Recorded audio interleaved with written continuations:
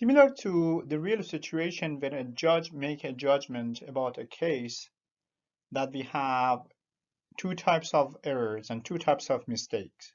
For example, someone is not really guilty, but the judge judges that mistakenly that he or she is guilty. Or otherwise, someone is guilty and the judge concludes mistakenly that he or she is not guilty. So these two types of mistake and error could also happen in hypothesis testing. These are called type 1 and type 2 errors, potential errors in hypothesis testing. So let's actually study these two types of error for hypothesis testing. The first type of error is called alpha, the type 1 error. This is how it can happen.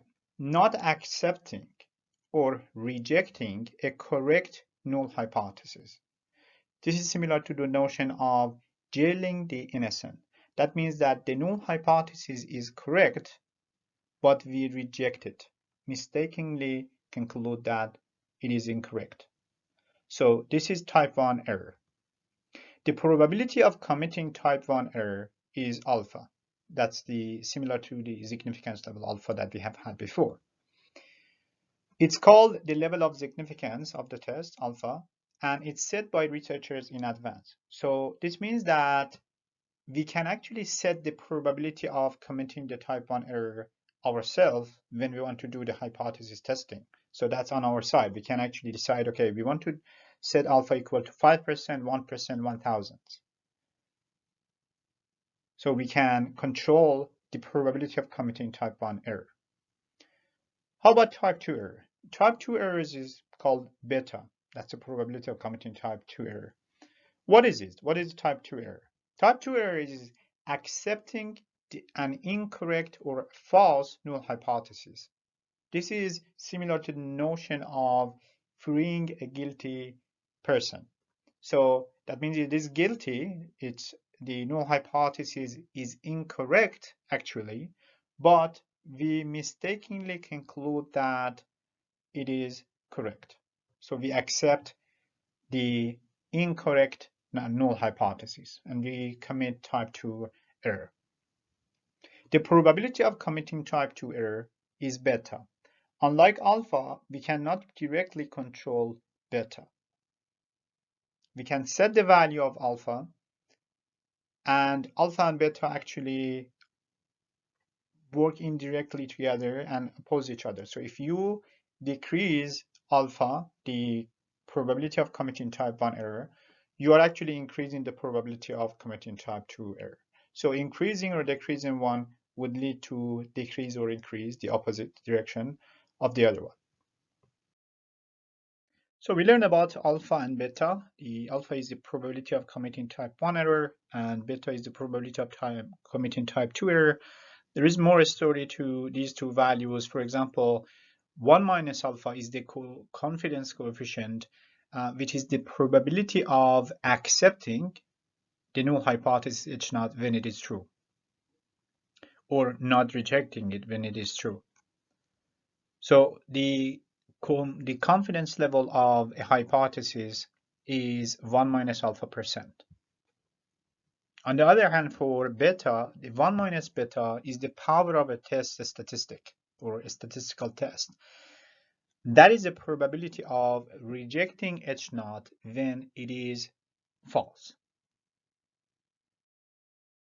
Here we want to outline the possible errors and the possible outcomes of hypothesis testing. When we make judgment regarding hypothesis testing, we can make a mistake or we can make a right judgment. There are 4 scenarios in this decision making. In this table, it shows a summary of that decision making.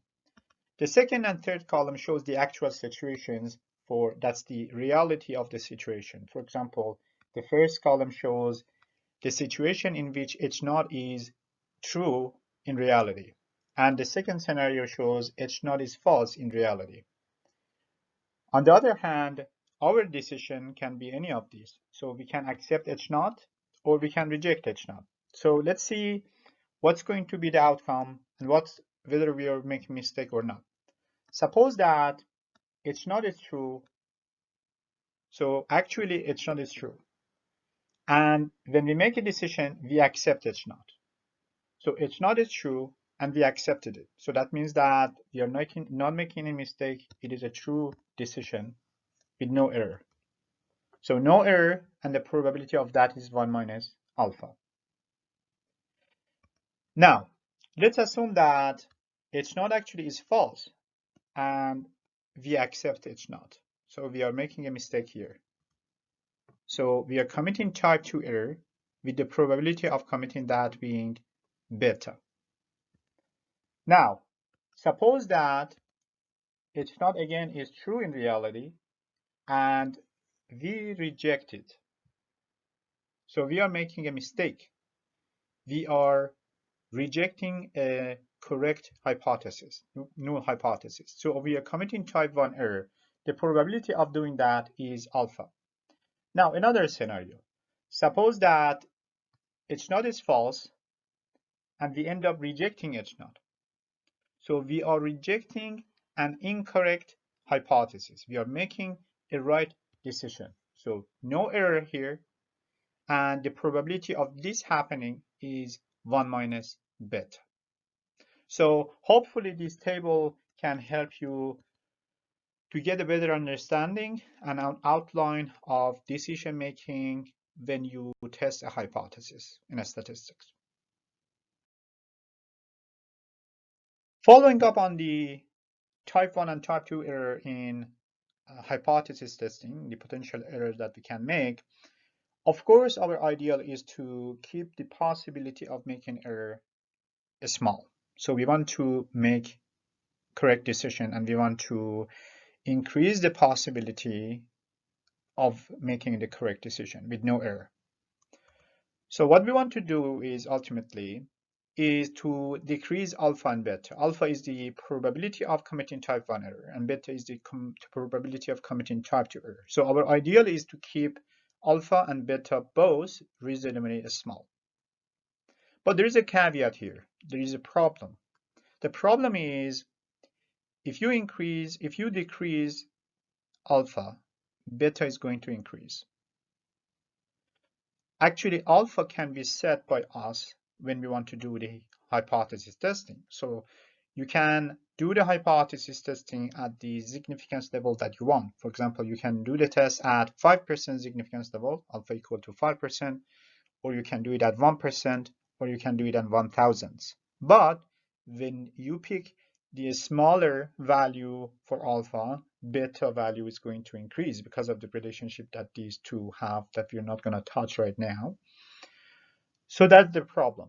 But on the other hand, what should we do if we want to both at the same time pick a small value for alpha and also make sure that beta is also small?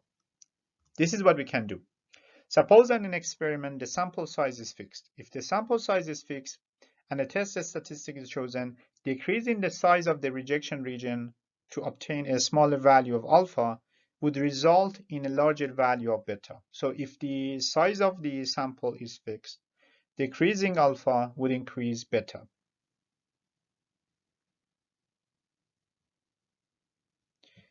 Decreasing alpha, the type 1 error, would end up increasing the value of beta, the type 2 error. So what we need to do is we need to pick a small value for alpha. That means decreasing the probability of committing type 1 error, and at the same time going for a larger size for sample. That would actually put pressure on the probability of committing type 2 error, would actually decrease the probability of coming to type 2 error. So this is the two tools that we have in our arsenal. Picking a smaller value of alpha and also picking a larger value for the size of the sample.